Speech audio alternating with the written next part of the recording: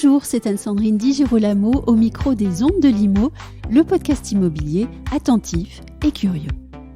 On nous parle souvent d'anticiper le règlement de sa succession, mais cela reste aussi souvent une vague idée sans que l'on sache véritablement comment s'y prendre.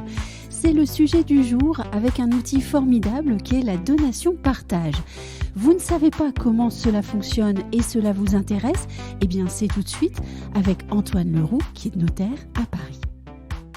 Antoine Leroux, bonjour. Bonjour Anne-Sandrine. Afin que nos auditeurs saisissent l'intérêt de la donation-partage, qui est le sujet de cet épisode, je voudrais quand même vous demander de nous expliquer pourquoi il est si important de bien anticiper le règlement de sa succession. C'est effectivement ce que nous recommandons à nos clients. Il n'est nul besoin d'avoir un patrimoine pléthorique pour que cela soit nécessaire, car il peut être juste important de prévenir certains conflits qui pourraient surgir entre les enfants. Anticiper sa succession, c'est prévoir par avance la manière dont va être dévolu son patrimoine. Anticiper sa succession, c'est s'assurer de la protection de son conjoint, notamment en présence d'enfants d'un premier lit. C'est également se donner la possibilité de favoriser un enfant ou une personne qui nous est chère. C'est se poser la question du devenir de son patrimoine lorsque l'on n'a pas d'enfant. C'est se poser la question de la conservation du patrimoine que l'on s'est constitué et de sa répartition éventuelle afin d'éviter des disputes au moment de réaliser le partage. Il est très fréquent que plusieurs héritiers soient intéressés par le même bien et ce n'est pas toujours simple d'acter un accord. Anticiper sa succession, c'est également permettre la transmission de son patrimoine dans des conditions fiscales avantageuses. Je vous ai bien entendu, donc anticiper sa succession ne trouve pas sa raison principale dans les économies d'impôts réalisées. Quel est l'outil adéquat pour transmettre par anticipation son patrimoine ?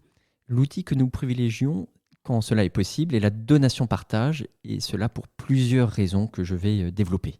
Alors avant de rentrer dans le détail, on va peut-être prendre le temps de rappeler à nos auditeurs ce qu'est une donation-partage. C'est un acte par lequel un parent ou les deux parents vont anticiper la transmission et le partage de tout ou partie de leurs biens. On réalise donc dans le même acte la donation des biens et la répartition entre les héritiers.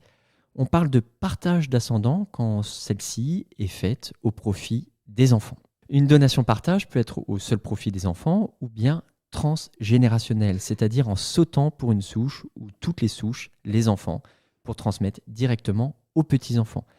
Elle peut être faite en démembrement ou en pleine propriété. Elle peut également être consentie avec une clause résiduelle ou graduelle pour certains donataires afin d'assurer la transmission du même bien à deux bénéficiaires successifs. Bref, vous l'avez compris, c'est un type de donation qui offre beaucoup de possibilités. Le notaire va s'attacher alors à faire du sur-mesure compte tenu de chaque situation. Et c'est donc un outil juridique extrêmement flexible. Exactement. Et j'y vois énormément d'avantages, au moins 4. Le premier, l'aspect partage du vivant des parents, qui permet d'apaiser la répartition du patrimoine entre les enfants. Le deuxième, c'est un outil très modulable au service de la transmission familiale, avec notamment cette faculté d'assurer une transmission transgénérationnelle. L'aspect donation, qui permet de faire à terme une économie substantielle de droits de succession. D'autant plus si les donateurs se réservent l'usufruit des biens et la réalisent tôt pour profiter d'une valeur forte de leur usufruit. Et le quatrième avantage, il est de réaliser tout simplement un partage, mais en exonération du droit de partage de 2,5%. Vous attendez le décès pour réaliser exactement la même répartition, les héritiers devront 2,5% de ce qui est partagé. Il y a donc tout intérêt à recourir à la donation-partage quand le patrimoine s'y prête, qui, je le rappelle, doit faire l'objet d'un acte notarié.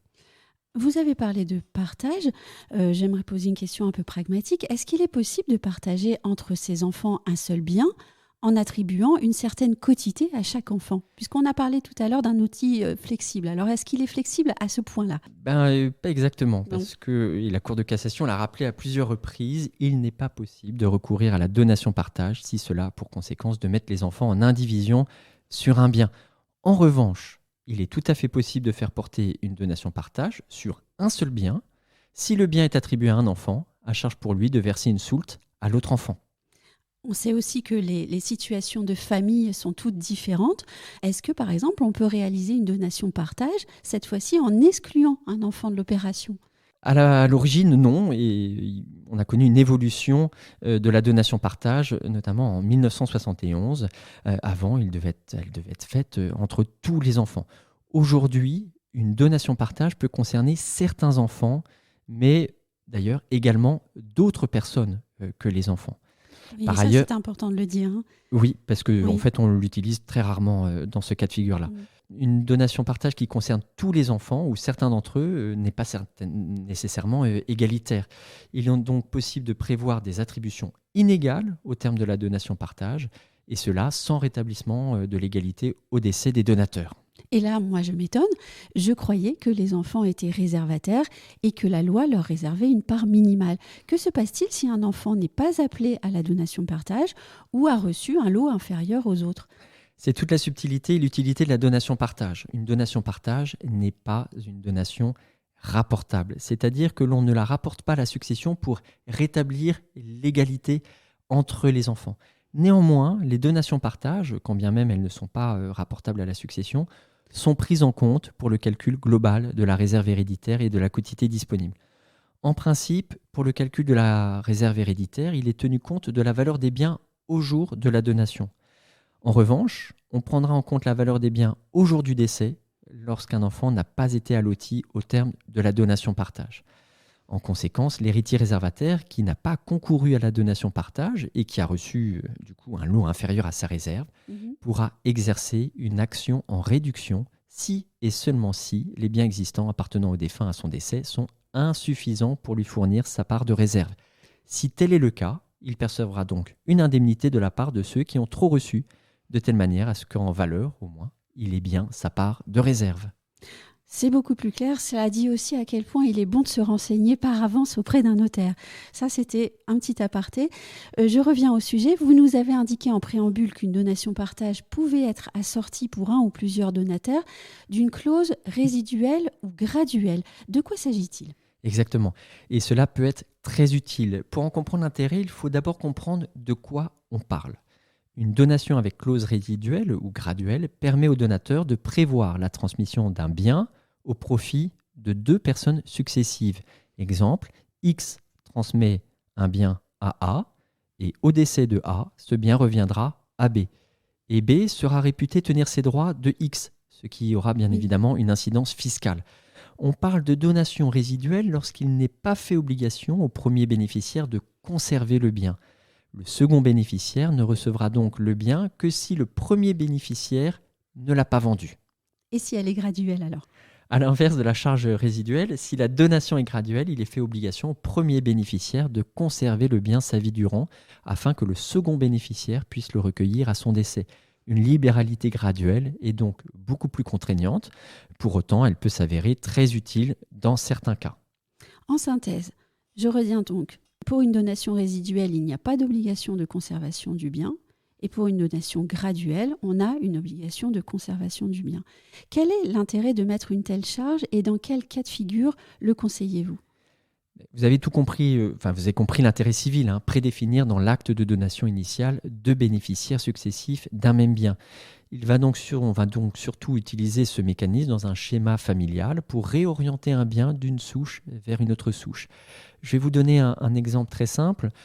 Un père fait une donation-partage à ses deux enfants, Jean et Mathieu. Chacun se voit attribuer un bien immobilier. Jean a lui-même deux enfants, alors que Mathieu, lui, n'a pas d'enfant. Oui. L'attribution consentie à Mathieu, qui n'a pas d'enfant, pourra donc être prévue avec une clause résiduelle au profit des enfants de Jean, par exemple.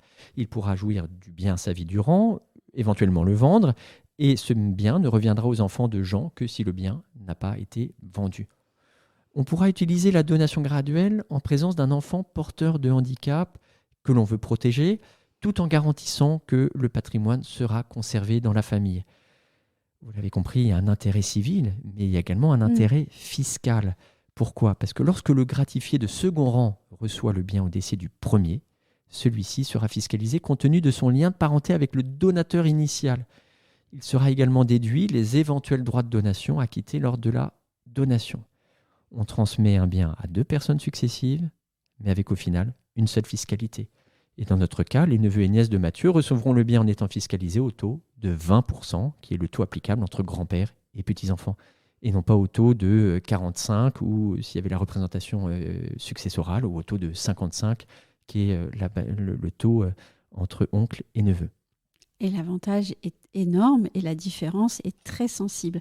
Est-ce qu'il est possible de réincorporer des donations consenties antérieurement pour réaliser une donation-partage ? C'est tout à fait possible et même souhaitable dans certains cas. Cela permet notamment d'acter une donation simple consentie au profit d'un seul enfant quelques années avant la donation-partage. On la réincorpore à la nouvelle donation-partage et l'énorme avantage est que l'on va soumettre cette ancienne donation au régime juridique de la donation-partage avec en premier lieu l'absence de rapport successoral de la donation à la succession et donc pas de réévaluation à terme de cette donation. En revanche, cette réincorporation aura un coût. Si elle ne va pas être fiscalisée une seconde fois au titre des droits de donation, elle va quand même subir le droit de partage au taux de 2,5%. Cette fiscalité d'ailleurs freine parfois certains de nos clients. Je vais également vous livrer un autre secret de la donation-partage. Vous pouvez réincorporer une donation antérieure et en changer la tributaire.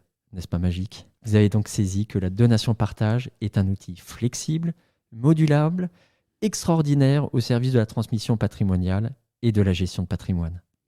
On peut être aussi très imaginatif grâce à cet outil et il suffit donc peut-être de recourir au conseil juridique d'un notaire. Tout à fait. Merci beaucoup Antoine Leroux. Merci Anne-Sandrine.